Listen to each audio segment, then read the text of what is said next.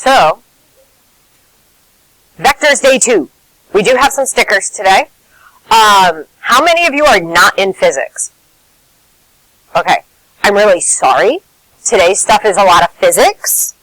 The last question is intense. I'm literally teaching you like a month's worth of physics in one problem. Okay? I will not give you one that vicious on a quiz or a test, because it's just vicious. Alright, so we've got our main component form, we've got linear form, and then we've got the unit vector shindig. Alright, so, hang on, we gotta find a directional angle. Are you good? Okay. So, how do I find directional angles? How do I find thetas? Yeah, tan inverse. So we're going to use tan inverse because you are typically with a vector, you're given the horizontal and your vertical distance or movements. But I will put a note on this that you need to watch your quadrants. And also theta should be between 0 and 2 pi.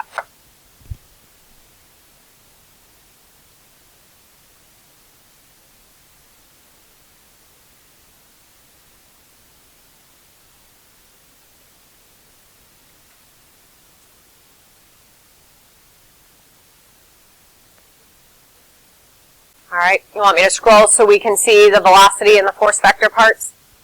Are we good with the directional angle stuff? Okay. Yeah. It's going to take us all period. The last question's about 20 minutes.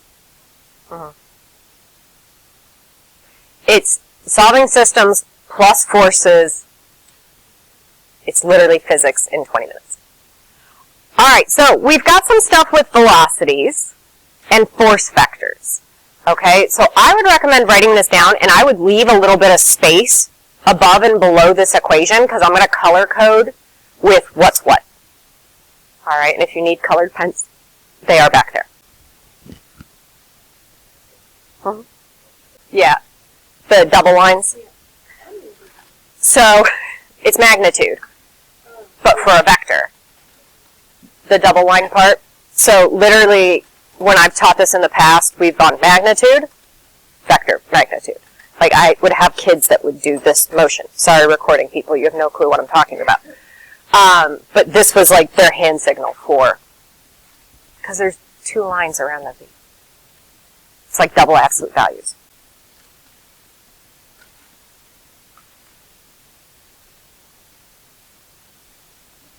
All right. Huh? Go ahead. No, I went and got McDonald's today. I'm fine. What are you doing?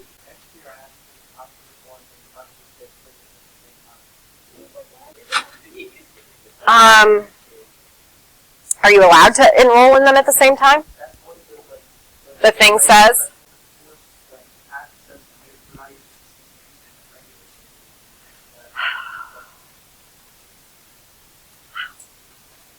I would assume that they know that you haven't covered certain things in Calc 1 before they hit it in physics. You would assume, but let's be honest. Alright, so velocity vector I'm going to do in green. Your magnitude up front here is going to be your speed.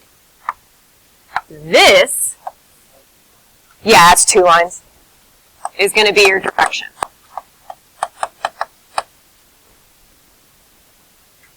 Yeah, Jesus fish.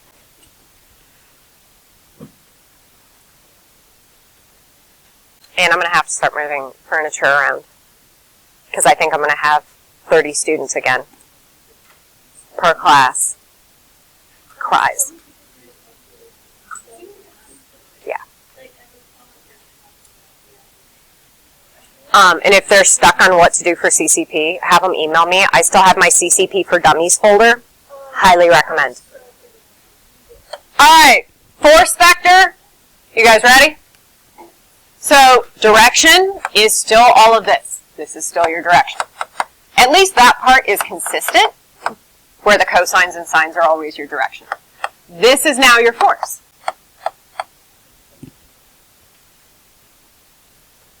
I have some stickers today. This ball example is not a sticker problem. Oh, yeah. All right, so take a minute, write down what you think is important for this one.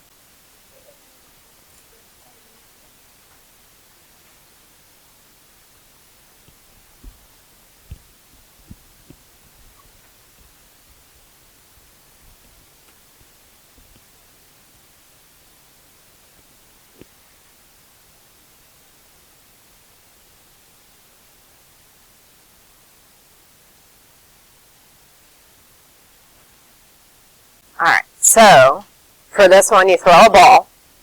It's got an initial velocity or speed of 25 miles an hour.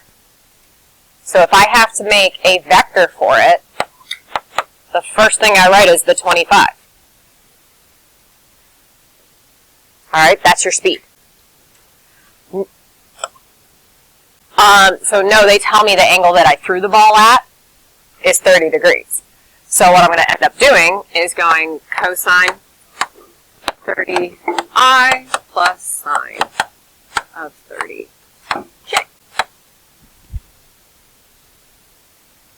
Now I know sine and cosine of 30. It's on the unit circle.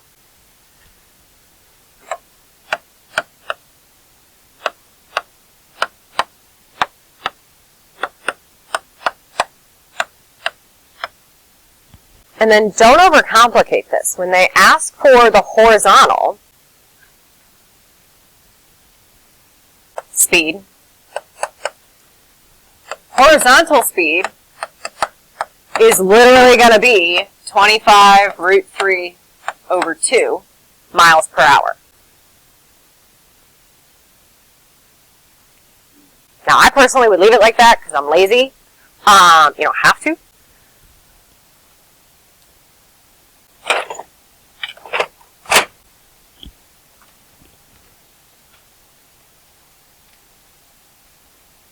I would personally just leave it that way.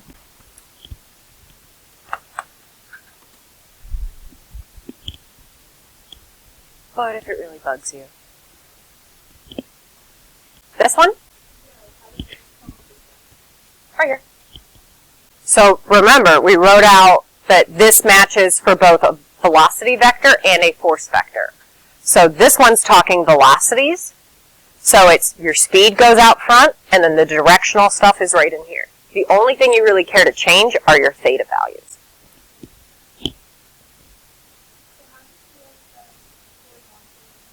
Cosine's always horizontal. Like, think unit circle. Cosine's here, sine's always here. Abby? The I is just a component part for writing a vector. Like if you actually plug this into the calculator, you get 21.65 miles per hour. Like you're essentially finding the x part for that right triangle. Does that make sense? Now, vertical is going to be this one and that last part. So that's just 12.5 miles per hour. You want me to draw a picture for it? Would that help? Probably.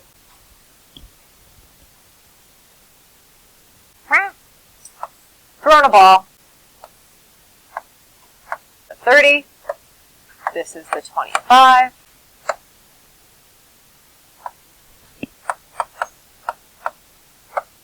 Does that kind of help? Basically what you're doing is you're trying to work backwards to solve in that right triangle, what's your horizontal component, what's your vertical component.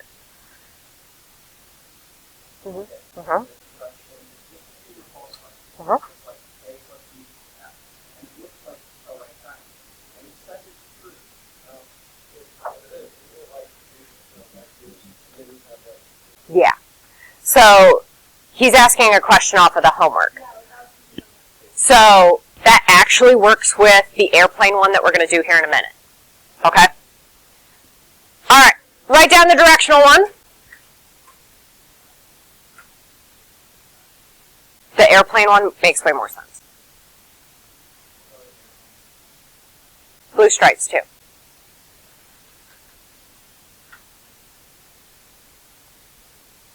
Or it's southwest and it's just sadness and random crazies.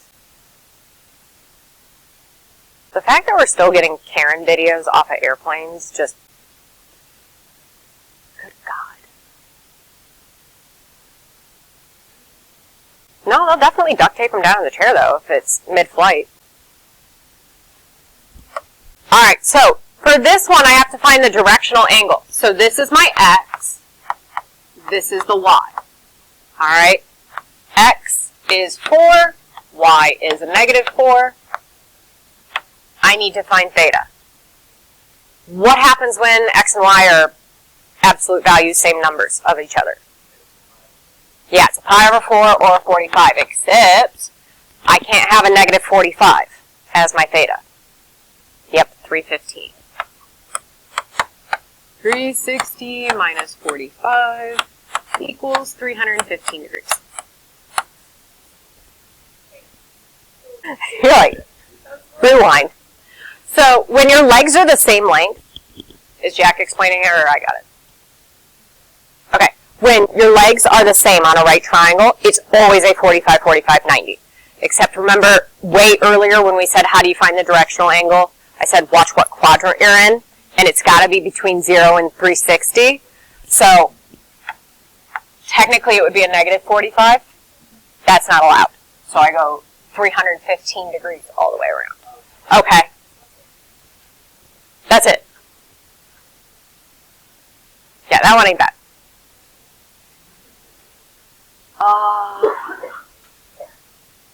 Airplane problem, I have a sticker for it. There are some stickers floating around. Who needs some stickers? You guys need some. You guys are going to need some.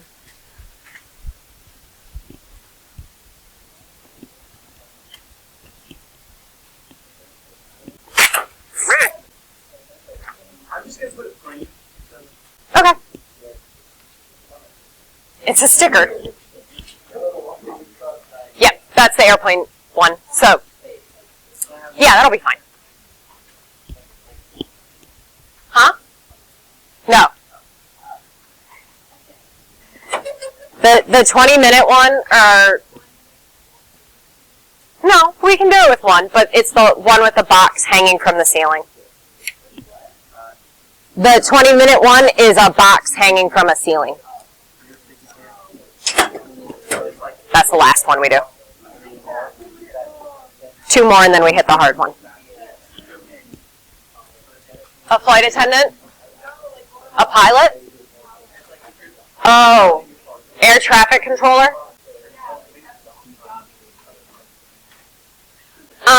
This one, we're actually talking like air components. So this one you might actually use a little bit more. Or, let's say you get lost out in, I don't know where.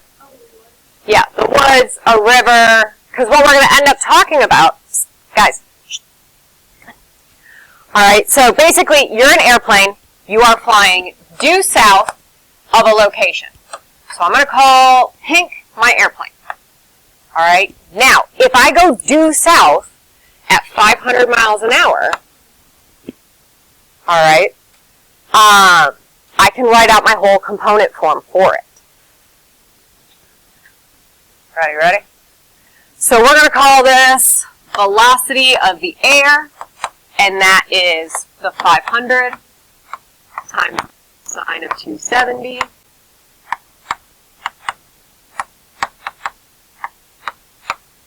Except what is the cosine of 270? 0. Alright, and sine at 270 is just a -1. So all of this simplifies down to just a -500J.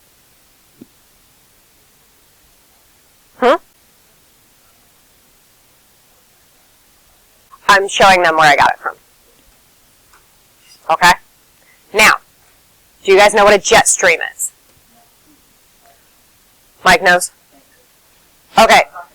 So, you guys ever, so when I used to fly between Phoenix and Detroit a lot. The U.S., all right, this is the United States. All right, wind normally goes west to east. Now, sometimes it kicks up and goes northeast. Sometimes it goes southeast. But when you're flying from Detroit to Phoenix, you're going against the airflow. Does that make sense? What happens when you're pushing against a current? Yeah, you go slower. You have to spend more energy to do it. All right, so you could take a normally 4-hour-long flight if there's no air, like blowing against you, and turn it into a 5-hour-long flight because you're fighting against it. Does that make sense? Now, if you're flying the opposite direction and you're going from Phoenix to Detroit, that works out to your advantage. Because instead of it being a 4-hour flight, now it's 3, and I'm out of the tube with everyone's hearts trapped in it. Okay? So, jet streams can work to your advantage. They can also be a royal pain in the butt. So, they've got this velocity for this wind. It is going northeast at 80 miles an hour. Now, they don't specify an angle. If they don't specify an angle, just leave it as 45. All right, so the velocity for the wind is going to be 80 times my cosine of 45 plus sine of 45. Yeah. If they don't give you an angle, it's 45. Or if they say like northwest, it's 45. You would have to rotate it around, but yeah.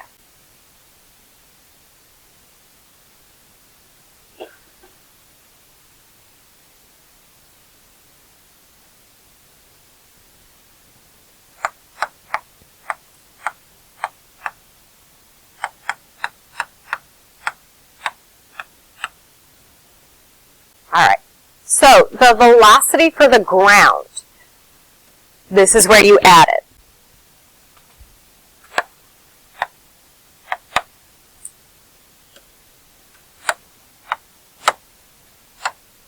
All right, this is where you add those two together. Adding. So, because this one's a negative, by adding it, they'll kind of counteract each other. And we'll be able to find the actual vector that you're flying at. Okay. So imagine this is south. Yes? I'm trying to fly straight south, except which way is my air coming at me? Yeah. Like straight from Kayla and Caitlin. So it's going to start pushing me this way. Does that make sense? Instead of me going straight down. So we're just doing it in parts so you can actually see the angle at which you push it at. All right, can I actually add these two together? Yeah. All right, so velocity for the ground. The only thing I have for an I is just that first piece, right? That's the only I involved. Now, for the second part of it, I'm actually going to combine my two J's together. And then I'm going to slap a J on the end. I'm just doing it so it's still in IJ format. Okay? We are done with that part. Okay? So, with the wind, this is how I'm actually traveling. Like, yes, I'm trying to fly straight south, but I'm being pushed, so I'm actually going that way. Alright? So, to find the actual speed and the direction relative to the ground, speed is just your magnitude. Yes? Pythagorean theorem, that monstrosity. 40 root 2, quantity squared, plus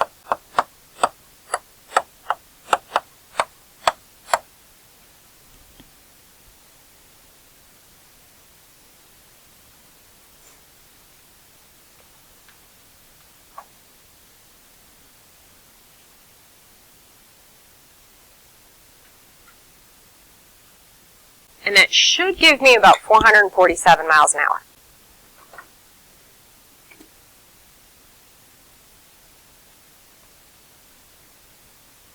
So, to find the angle at which I'm traveling, Remember, we said I'm flying straight down, but I'm being pushed. Okay? So, x part of this is the 40 root 2. This part is 40 root 2 minus 500. And this will give me my little inner angle theta down here. So to find that, it's tangent inverse.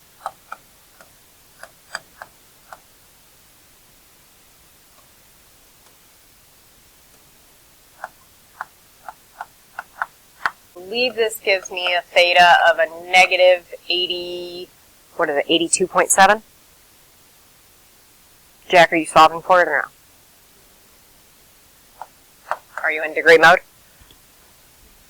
I'll do it. Yes. Now here's the problem when we're talking directions. Do I really want to call it a negative 82? No. So what I'm instead going to use is I'm going to use, okay, south, and we go east. So 90 minus 82.7 is what, 7.3?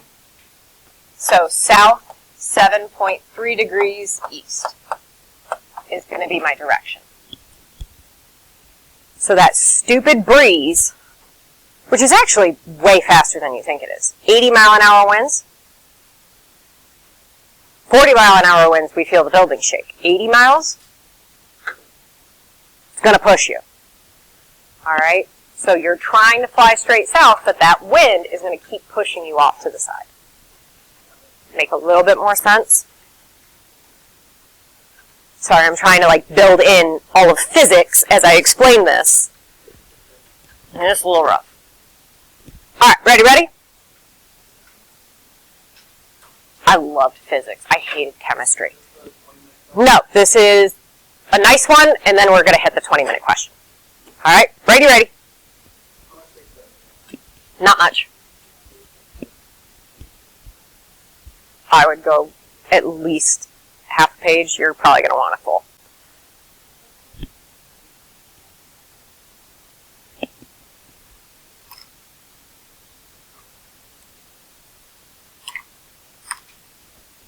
Physics, when I took it in high school, and I did AP Physics as well, I always felt like I could like replicate it. Like if you're driving down a road and there's a breeze and it pushes, okay, that makes sense. Chemical crap? Yeah. Even if it doesn't have wheels, a ramp's going to make your life a heck of a lot easier. We have to figure that out. I'm going to show you.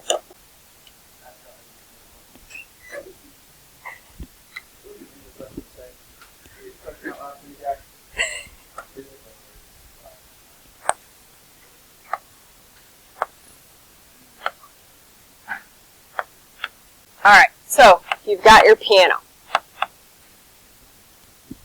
You're pushing it up a ramp. This is going to be what we call a force diagram. Okay? So, the piano has the force of the movers pushing it this way, correct? And that's 300 pounds of force pushing it up the ramp. Except what other forces are acting on that box? Gravity. Alright, we are ignoring friction because we ain't got time for that. Alright, so this is gravity.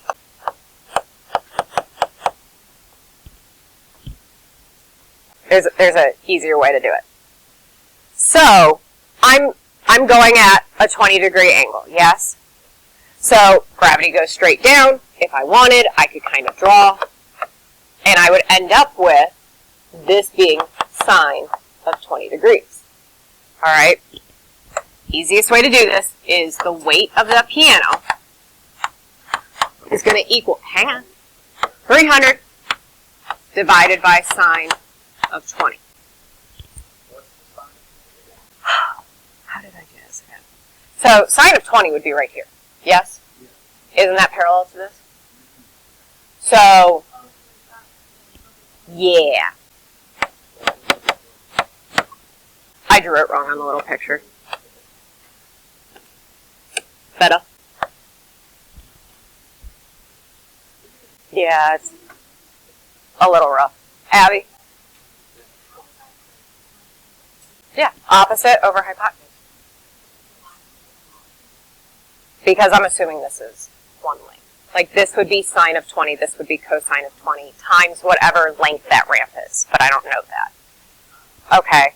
And it doesn't matter. Like typically with a ramp, when you go to shove something up it, it doesn't matter how long the ramp is. You care more about the angle. Because, you guys ever shoved anything up a ramp? The more steep the ramp is, try running up this hill.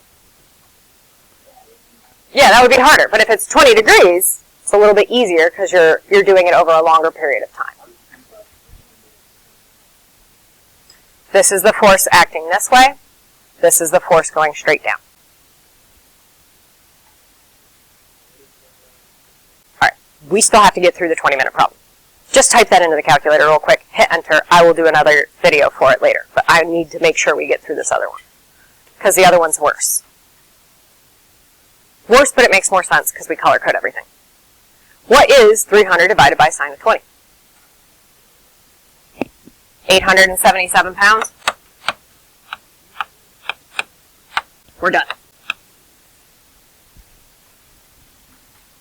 I'll make a whole video on the physics of it.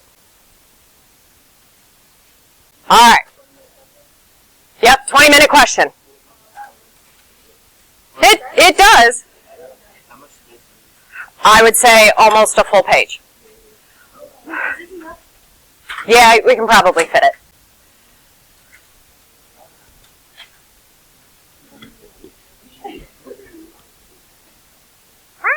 I think I'm going to have to take this part out for next year because with me having everyone from freshmen through seniors and whether or not you guys have actually taken physics are a totally different story.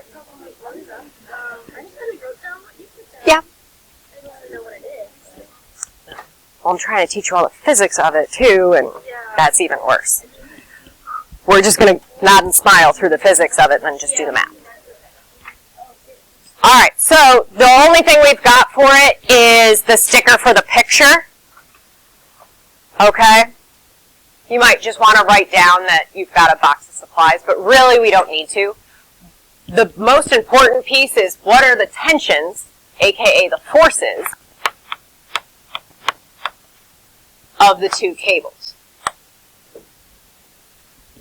And this is the closest thing I have to a box on a string. No, I've got the picture on stickers.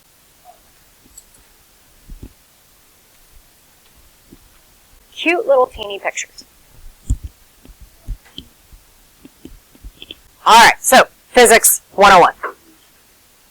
I can do this in 15. We're going to fly. Okay, so you have something hanging. Where are the forces acting on this? What do you got? Oh, I took them before you got to put them in? Sticker feet. Have some stickers. All right, come back to me, guys. What are the forces acting on this thing? Gravity straight down, and the tension on the right hand and the tension on the left hand. Does that make sense? Because it's being attached to the ceiling at two different parts. So, I've got this one that we're going to call force 1. I've got this one that I'm going to call force 2. And then I've got the force of gravity going straight down.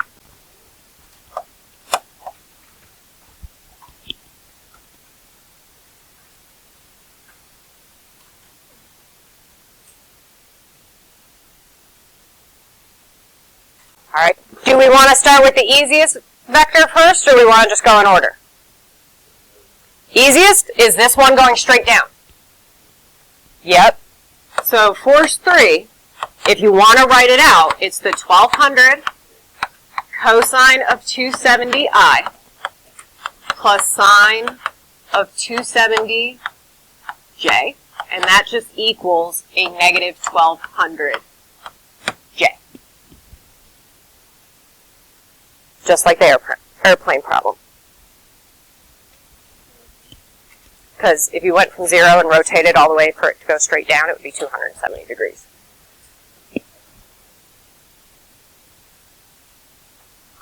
All right. Force 1 and force 2 are not terrible. The problem is, I don't know the tension. I don't know the force that's actually being applied to it. So, that would normally be the magnitude of it. Do we want to come up with a variable for it? Because otherwise we have to write it like this, and that sucks. So we're going to say the magnitude of force 1 equals x.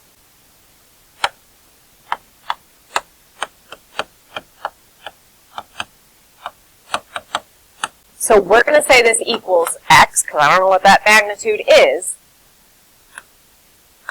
root 2 over 2 I plus root 2 over 2 j.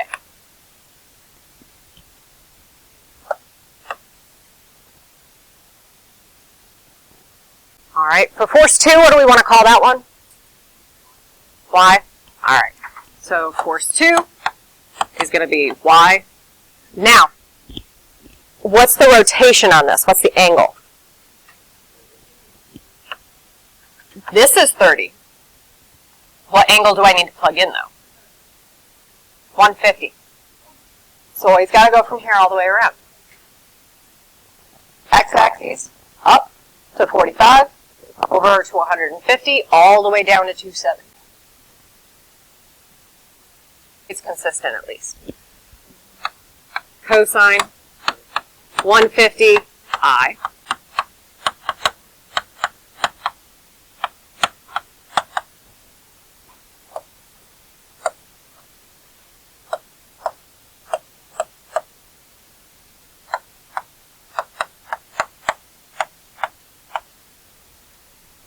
Now, you've got this box and it's hanging. So what should all those forces have to equal? 0. If it's not moving, it's 0. So, I know 0 needs to equal F1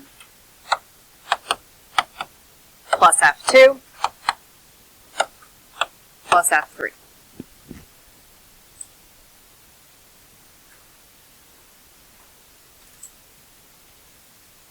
Do we want to split it and just work with the x components, like the horizontal components on one side and vertical components on the other?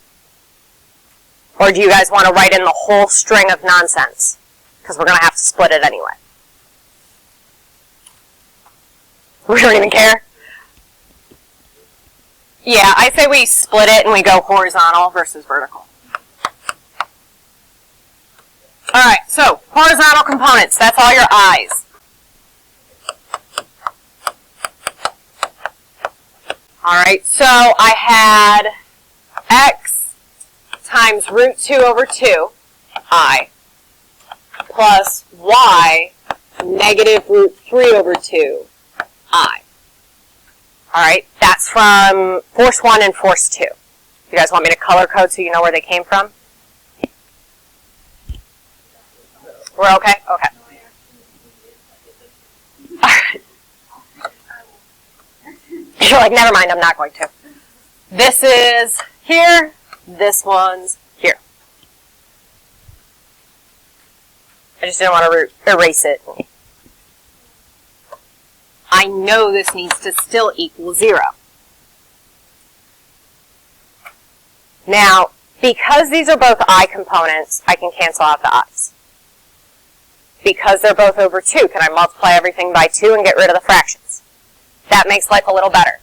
So I've got root 2x minus root 3y equals 0. So you could move the root 3y over to the other side and then divide both sides by root 3.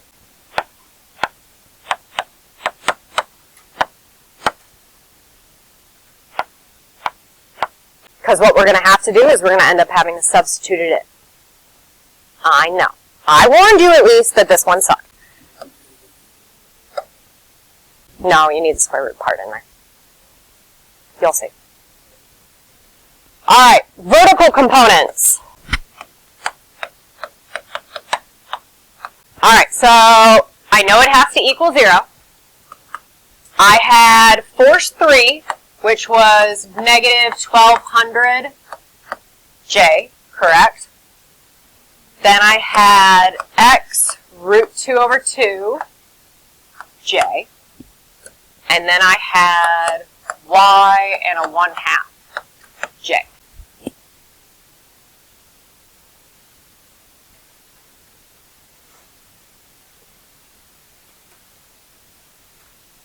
Yeah. Okay, so this, cancel out my j's, multiply everything by 2.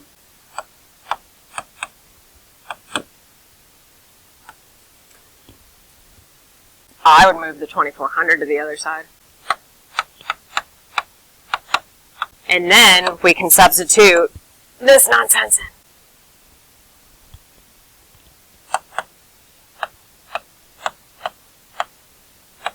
Doesn't mean you're wrong. Alright, I end up needing a common denominator on that right-hand side.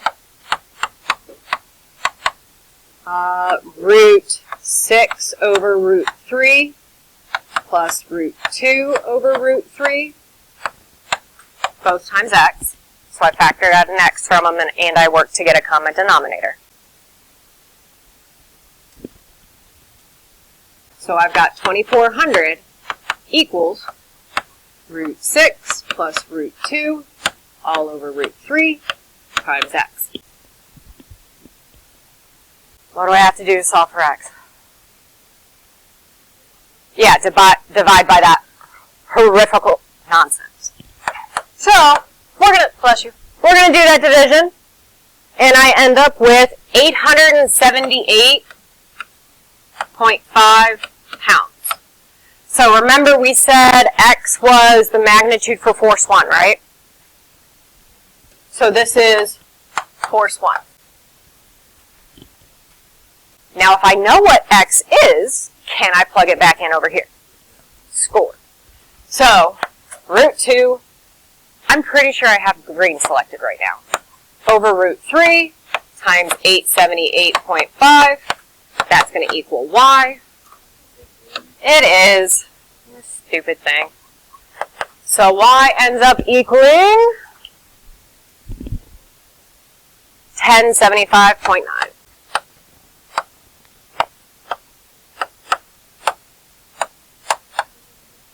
Yes, now we are done. It makes sense. No. No, because I spent, what, 3 weeks of physics in an hour trying to just quickly explain how everything goes.